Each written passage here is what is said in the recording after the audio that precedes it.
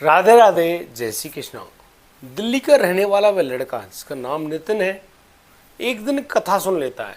उनके बगल में हो रही थी कथा। व्यासपीठ से जब उसने पूरी कथा को सुना, उसके हृदय में ऐसा परिवर्तन आता है कि वह अपना घर बार छोड़कर सीधा रुख कर लेता है वृंदावन का। और वृंदावन में आकर वो ऐसे रहता है जैसे कि हर चीज़ से अनजान हो। लेकिन मैं बता दूं आपको, एक दिन उसी नितिन के ठाकुर जी के साथ दर्शन होते हैं साक्षात, क्योंकि ठाकुर जी उस दिन नितिन के लिए स्वयं खाना लेकर आ रहे थे। और जब नितिन ये बात देखता है, सोचता है, समझता है, तब तक काफ़ी देर हो चुकी थी। आखिर नितिन को भगवान के दर्शन करने के मौका कैसे मिला? कैसे उस नितिन के भाग्य ऐसे जाग गए कि साक्षात श्री कृष्ण के दर्शन करने पड़े? वो बिल्कुल अनजान रहा और बाद में उसकी ऐसी सेवा मिलती है जिसको पाने के लिए अच्छे अच्छे लोग तरसते हैं। दरअसल वह बांके बिहारी मंदिर का एक सिक्योरिटी गार्ड बन गया, एक ऐसा द्वारपाल जो कि रोजाना ठाकुर जी को मंदिर से आते हुए जाते हुए देखा करता था। अब जानेंगे उसके बारे में। आपसे प्रार्थना है आप बने रहिए मेरे साथ इस वीडियो में, और हम पूरी चर्चा करने वाले हैं आखिर नितिन के यह जो भाग्य जागा है कैसे ये बदलाव आए, पूरी बात मैं आपको बताऊंगा। दोस्तों आइए जानते हैं। दिल्ली में एक जगह पड़ती है त्रिलोकपुरी। त्रिलोकपुरी में मकान नंबर 294 में वो लड़का रहता है जिसका नाम नितिन है। अपने माँ बाप की 3-4 जो औलाद हैं उनमें से तीसरे नंबर का बेटा नितिन। उसके 2 बड़े भाई हैं, नौकरी किया करते हैं। उनमें जो लड़का है नितिन, बहुत सीधा साधा लड़का, किसी से कोई ज़्यादा बातचीत नहीं, बिल्कुल सामान्य रहना, न खेलना कूदना, उसको कोई चीज़ भाती नहीं। उसको सिर्फ एक चीज़ अच्छी लगती, वह था उसका अकेलापन। बिल्कुल अकेले में बैठा हुआ, सुनसान, और ना जाने कौन से बात में वो राज़ी होता, अक्सर बैठा बैठा रोने लगता, अक्सर बैठा बैठा हंसने लगता। उसके हाव भाव विचारों को देखकर हर कोई यही सोचता है, अरे ये लड़का पागल है क्या? 20-21 साल उम्र हो गई है, 12वीं तक पढ़ाई कर ली है, उसके बाद वो नहीं पढ़ा। उसने परिवार को मना कर दिया कि वो नहीं पढ़ेगा। उसका परिवार उस पर लगातार दबाव डालता रहता है, बेटा नौकरी कर ले, कोई नौकरी मिल जाएगी, तू भी घर में हाथ बटाएगा।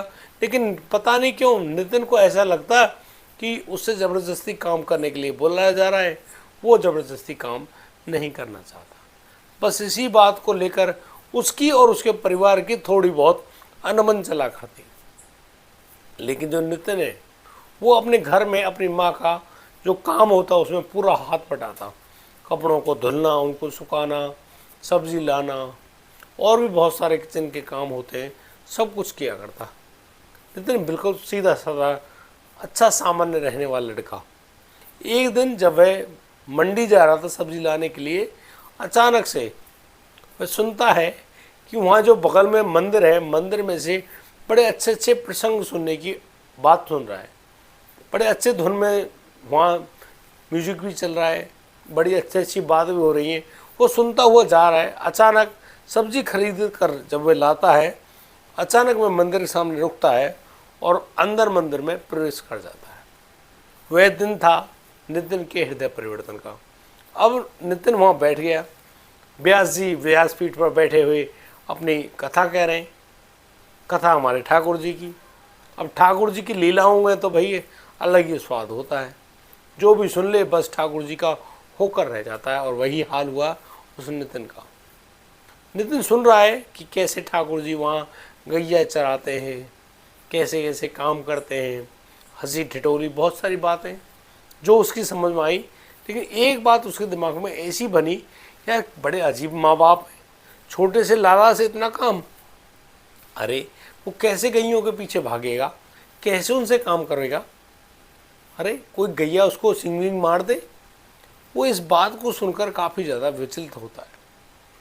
जब कथा समाप्त होती है, नितिन अपना झोला उठाकर अपने घर की तरफ चल देता है। घर जाकर वह अपनी माँ से पूछता है कि माँ, तुमने भगवान श्री कृष्ण को जाना है? आज व्यास जी कह रहे थे कि वो गैया चराते हैं, ऐसे खेल खेलते हैं, ऐसे राक्षसों को मारा। बता, वो छोटा सा लाला, उसके माँ बाप तो बड़े कठोर हृदय के, बता छोटे से लाला को भेज देते हैं गैया चराला। बता 6-7 साल का बालक गैया चरा के लाएगा। अब इन बातों को उसकी माँ भी थोड़ा सा सुनती है, समझती है। वो कहती है अरे तुझे नहीं पता, वो है भगवान श्री कृष्ण, ऐसे थोड़ी है, उसको ऐसे ही भगवान श्री कृष्ण कहते हैं। बस इस बात को उस नितिन के दिमाग में ऐसी बैठ जाती है कि बता छोटे से लाला से, लड़के से काम कराते हैं उसके माँ बाप। इसी बात का विचार करते करते नितिन अपने घर से निकल जाता है। घर से क्या निकलता है, सीधा आ जाता है ISBT। वहाँ से लेता सराय काले खां की बस। सराय काले खां जाकर वह मथुरा वृंदावन जाने वाली बस में बैठ जाता है और सीधा आ पहुँचता है वृंदावन। वृंदावन में जैसे तैसे पूछते पूछते पहुँच गया अंदर वृंदावन के। वहाँ लोगों से पूछ रहा है कि आपने भगवान श्री कृष्ण के माँ बाप को देखा है, श्री कृष्ण के माँ बाप को देखा है? बड़े निर्दयी हैं वो तो यार, बताओ छोटे से लाला से काम कराते हैं। अब जो भी व्यक्ति इस बातों को सुनता अभी, वो सोचने पर बड़े काफ़ी ज़्यादा मजबूर हो जाते, यार इस लड़की की मानसिक स्थिति ठीक नहीं है क्या। इस बात को सोचकर वहाँ पर एक युवक खड़ा होता है। एक व्यक्ति उस नितिन की बातों को बड़ी गौर से सुन रहा होता है। दरअसल वो ढूंढ रहा होता है कि उसको उसकी गौशाला में उनकी गैया को चराने के लिए कोई आदमी मिल जाए और उसको भोजन भी ना देना पड़े, मतलब कि भोजन में काम चल जाए, ज़्यादा पैसे ना खर्च करने पड़े। बस इस बात को सोचकर वह नितिन को बुलाता है, नितिन इधर आ। यहाँ भैया क्या कह रहे। अब नितिन का तो वही प्रश्न कि मुझे कृष्ण के पास जाना है, उसके माँ बाप के पास जाना है। वो कैसे उस छोटे बच्चे पर इतना कठोर कार्य करा सकते हैं। अब वो जो आदमी है वो कहता है कि भैया कृष्ण का पिता मैं ही हूँ और मैं जानता हूँ वो कहाँ रहता है, चल मैं तुझे लेके चलता हूँ उन गायों के पास भी जिनको वो चराने जाता है। अब इतनी बात सुनते ही नितिन तैयार हो जाता है कि हाँ बिल्कुल मुझे तो इनके साथ चलना चाहिए और देखना चाहिए कि आखिर वो कैसे माँ बाप है और कैसी गाय है जिनको कृष्ण चरा के लाते हैं। अभी तक नितिन के दिमाग में भगवान या भगवान ना होना, दोनों बातों में कोई भेद नहीं था। उसको तो लग रहा था कि श्री कृष्ण कोई बालक है, उसको भगवान का भेद, उसके बारे में कोई जानकारी नहीं थी, बिल्कुल अबोध बालक, उसका दुनियादारी से कोई खास मतलब नहीं। सीधा उस आदमी के पीछे पीछे उसकी गौशाला में पहुंच जाता है। गौशाला में वहाँ बिठाते हैं। वो आदमी कहता है भैया देखिए तो गाय, और तू अब भगवान श्री कृष्ण को चाहता है कि वो गैया ना चराया करें, तो अब इन गैयाओं को तुम चरा लाया करो। कृष्ण को तुम फ्री कर दोगे तो वो अपना मंदिर में पहुंचेंगे, अपने घर रहेंगे। अब इस बात को सुनकर नितिन बड़ा खुश होता है कि यार तूने बहुत अच्छा काम किया यार। कृष्ण को, छोटा बच्चा है यार, चोट लग जाए उसको बचा दिया, वो घर में रहेगा, अच्छी बात है, तू गैया चरा लाएगा। और बस वैसे वही काम, गैया चराना। उसके मालिक ने खोल दिए, उस आदमी ने दे दी गैया, ले जाओ इनको। वो नितिन अपना भैया ले गया गैयों को चराने के लिए। उस आदमी ने मंदिर से आया हुआ जो प्रसाद था वो भी दिया नितिन को, ले जब दिन में भूख लगे तो ये खा लीजिए। अब इतनी बात सुनने के बाद नितिन चला गया भाई जंगल में गैयों के साथ साथ, और गैया को चराने में बिजी हो गया। इसी प्रकार से उसको करीब 20-22 दिन बीत गए। नितिन एक भोला भाला लड़का, किसी से ना ज़्यादा बोलता ना ही ज़्यादा बातें करता, गैयों को चराने में लगा रहता। जो भी उसको देखता उनसे बातें करता। सब लोग सोचते होगा, क्षिप्त लोग होते हैं, पागल लोग होते हैं, सब लोग उसको पागल कहते हैं। अब आ जाती है एकादशी। अब एकादशी में तो व्रत होता है। एकादशी वाले दिन नितिन को कोई भोग प्रसाद नहीं दिया गया। अब नितिन मायूस सा गैयों को खोल के सीधे जंगल में चला जाता है। जंगल में जिस जगह पे जाता, पेड़ जो होता है उसके नीचे बैठ जाया करता, और गैया दिन भर चरती, थक जाती तो वहीं उस पेड़ के नीचे आ बैठती। लेकिन आज वो जो नितिन है बड़ा दुखी सा बैठा है, परेशान है, क्योंकि उसको भूख लग रही है भाई, उसके पेट में अलग तरह की आवाज़ें आ रही हैं, बड़ा परेशान है। वो देख रहा है बार बार वृंदावन की तरफ कि कोई आए उसको खाना देकर जाए। नितिन बैठा ही था, वो देखता है कि लड़का उसकी तरफ चला हुआ आ रहा है, उसके हाथ में कोई थाली वगैरह है। अब वो नितिन उठ खड़ा होता है, देखता है यार कौन है। वो उसकी नज़रों में छोटा सा लाला, इसकी उम्र करीब 7-8 साल रही होगी, जैसे तैसे चला आ रहा है खेत में। नितिन के पास आकर और नितिन से कह रहा है कि अरे आज नितिन खाना ना खाएगा भैया। अब नितिन भाई भूखे आदमी को खाने के बारे में पूछना तो बेवकूफ़ी होगी। नितिन कहता है अरे तुम देते क्यों नहीं हो, खाना है भैया, भूख लग रही है। अब तो नितिन अपनी खाना उनसे ले लेता है और अपना खाना खाना शुरू कर देता है। वो जो बालक है वहाँ से रफू चक्कर, कहाँ गया वो कोई मालूम नहीं चला। नितिन बड़ा परेशान, लड़का आया तो था लेकिन गया कहाँ, बड़ी दिक्कत उसे महसूस हुई। इस बात को सोचकर नितिन अपने शाम के समय गैयों को घेर लाया। अब जो गौशाला का जो वह आदमी था जो लेके आया था नितिन को, वो कहता है कि नितिन आज कैसे दिन कटा भाई, भूख नहीं लग रही? अरे अब शाम को प्रसाद बनेगा जब पा लियो, कोई बात नहीं, तो भूखा है। लेकिन नितिन कहता है कि वह भूखा नहीं है, दरअसल उसके लिए तो वृंदावन से खाना गया था, आप लोगों ने तो भिजवाया था, एक बालक आया था और वो मुझे खाना देकर गया। और जब वो खाना देकर गया था तो उसकी थाली में कुछ पड़ा था, मोती टाइप के, वो भी मैं ले आया और थाली भी मैं ले आया। अब इन बातों को सुनकर वो आदमी बड़ा हैरान कि यार कौन था, कैसा था। बताया कि पीले से रंग का कुछ डाल रखा था गले में। नितिन को ये भी नहीं मालूम कि वे स्वयं ठाकुर जी थे। अब जो वह व्यक्ति सुन रहा है वो समझ गया कि यार कुछ ना कुछ बात तो है। अब वो उस थाली को और उन चीज़ों को लेकर, जो मोती वगैरह जो थे उनको लेकर सीधा बांके बिहारी मंदिर पहुंचता है।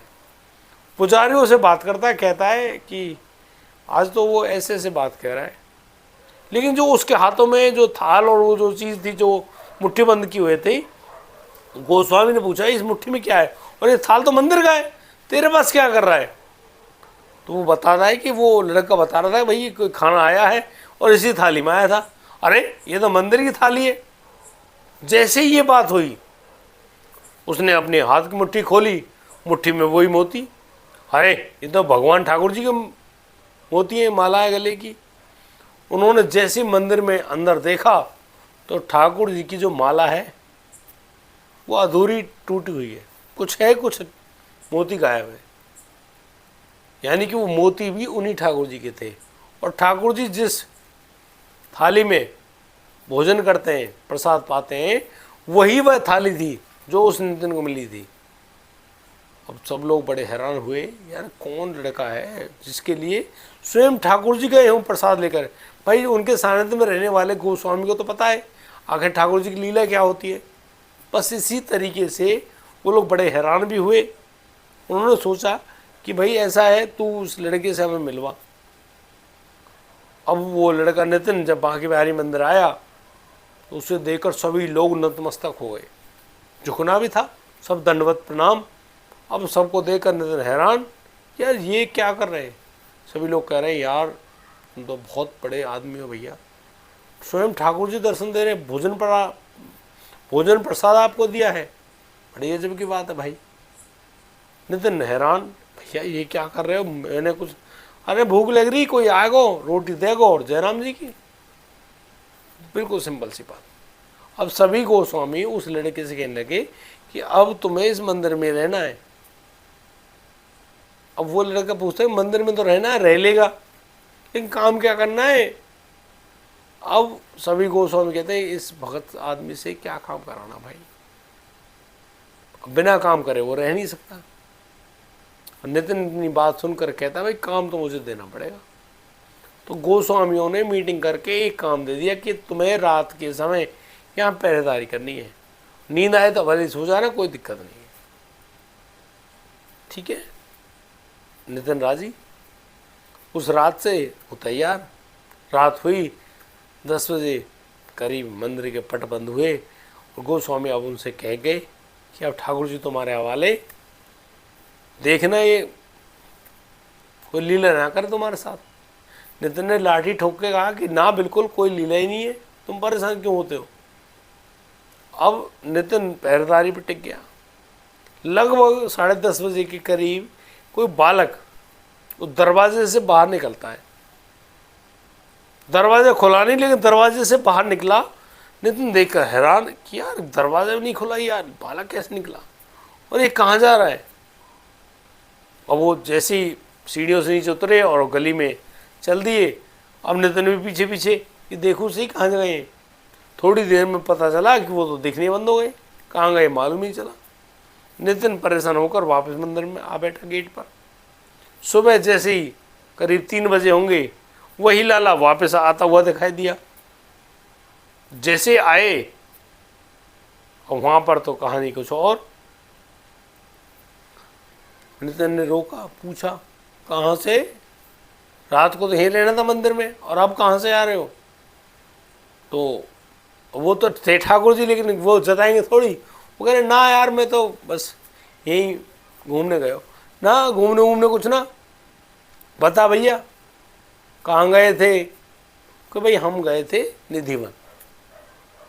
ठीक है, कोई बात ना, बता दी, जाओ चले गए। अब भी गेट नहीं खुला, प्रवेश कर गया लड़का। अब तो हर रोज यही लीला हो। परेशान हो गया नितिन। एक दिन की बात, जब वो लाला उसमें से निकल के जा रहे थे तो रास्ता रोक के खड़े हुए नितिन। ये ऐसा है, मैं तुम्हें ना जान दूँ, पहले मुझे बताओ तुम जाते क्या हो, कहाँ जाते हो, करते क्या हो, मैं देखना चाहता हूँ। अब इतनी बात सुनकर ठाकुर जी ने कहा कि आ जाओ मेरे पीछे पीछे। अब नितिन भैया ले लाठी, उनके पीछे पीछे सीधे निधिवन। निधिवन में वो मोटा वाला ताला जड़ा हुआ गेट पर। अब ठाकुर जी तो भैया ठाकुर जी हैं, वो तो गेट में कर पार। नितिन खड़ा रह गया, भैया कैसे गेट खोलूँ कैसे, परेशान। अब जो नितिन है निधिवन जी के गेट पर खड़ा रहा। सुबह के जैसे 3 बजे वही लाला बाहर निकले और आके नितिन से कह रहे कि चल भैया चल, मंदिर चल रहे। अब नितिन पीछे पीछे, ठाकुर जी आगे आगे। मंदिर पहुंच के वही गेट में कर रहे ऐसे प्रवेश करके। अब नितिन फिर वही लाठी ले खड़े हो। अब नितिन के दिमाग में एक ही बात है, यार ठाकुर जी उसको बुला के ले गए, लेकिन ये निधिवन में करते क्या है भाई, बड़ी दिक्कत। अब दूसरे दिन फिर नितिन ऐसे ही खड़े, भाई महाराज मुझे ये बता दो कि लाला मुझे ये बता दो कि तुम निधिवन में करते क्या हो। अब जो ठाकुर जी मुस्कुरा दिए, बोले तू चल। अब जो नितिन है पीछे पीछे पहुंच गए निधिवन में जाके अब ठाकुर जी प्रवेश कर गए। अब जो नितिन है वो देख रहा है, यार गेट में कहीं से प्रवेश का रास्ता देखा जाए, और उसे रास्ता मिला नहीं। उसने अपनी लाठी टिकाई जो दीवार है उसके बगल में और उसी के ऊपर चढ़ गया और दीवार फांद गए अंदर।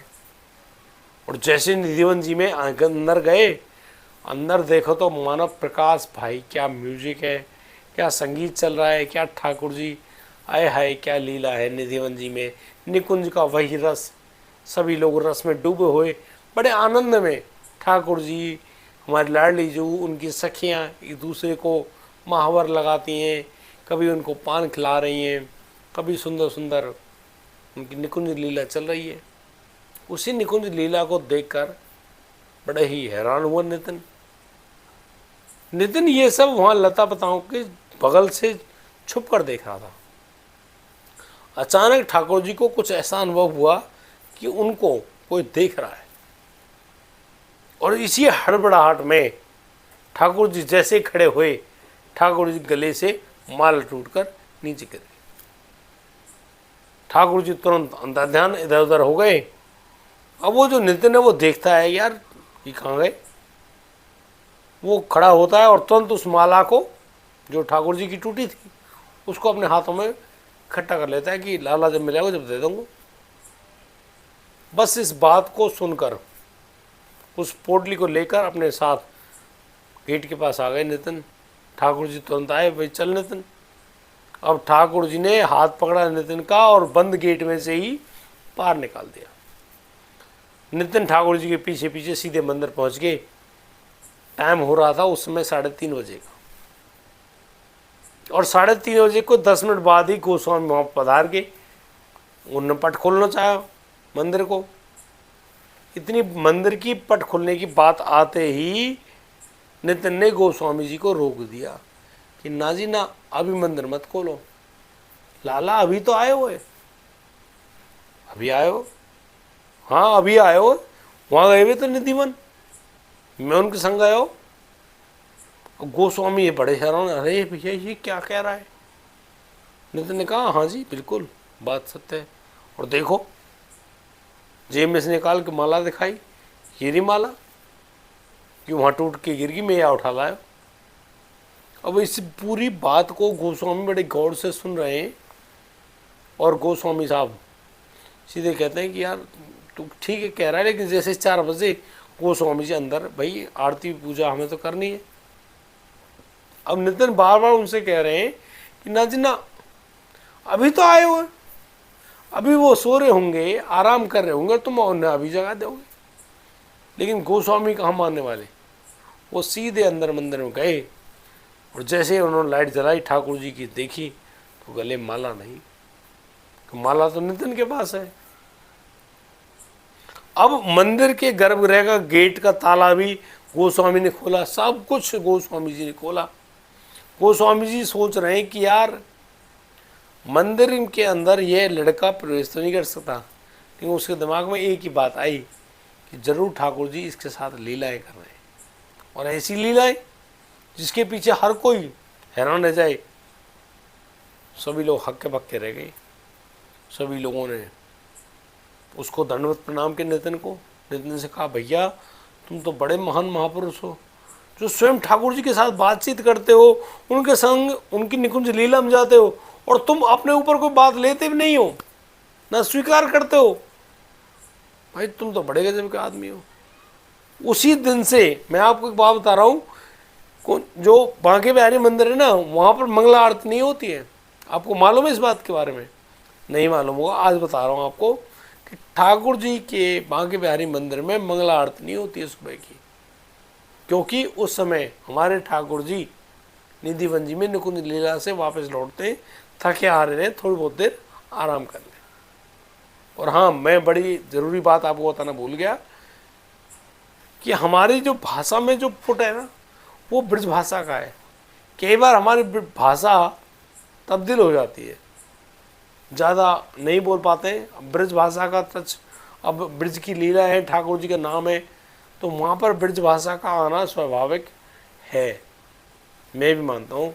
और आपको अगर बुरा लगता है तो उसके लिए सॉरी, लेकिन ठाकुर जी की इस प्रकार से लीला जब हुई तो सभी लोग हैरान। अब तो सभी लोगों ने कहा कि नितिन भैया अब आप ही मंदिर की पूरी व्यवस्था देखो, क्योंकि ठाकुर जी तो तुम्हारे संग रहे।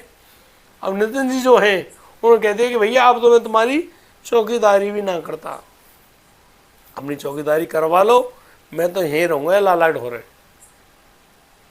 आपको मैं बड़ी गजब की बात बता दूं कि नितिन नाम के शख्स ने ठाकुर जी को बांके बिहारी मंदिर में जब उनका शरीर पूरा हुआ ना, तो ठाकुर जी को देखते देखते शरीर पूरा हुआ, वहीं मंदिर में, कहीं बाहर नहीं। ये 2 तथ्य ऐसे जो बिल्कुल अनोखे हैं, शायद आप लोग नहीं जानते होंगे, लेकिन सच्ची बता रहा हूँ मैं आपको। यहाँ जो नितिन नाम हमने रखा है ना, ये नाम बदला हुआ नाम है।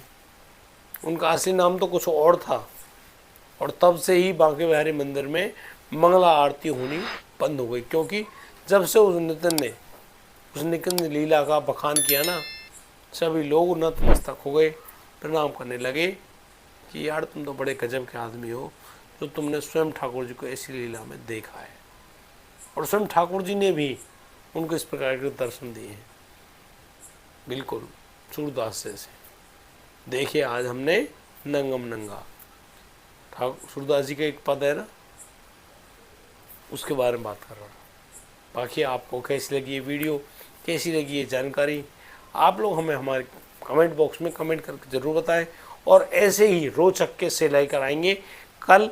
तब तक के लिए आप बढ़िया रहें, बेहतर रहें, अपना और अपने परिवार का बखूबी ख्याल रखते रहे। राधे राधे।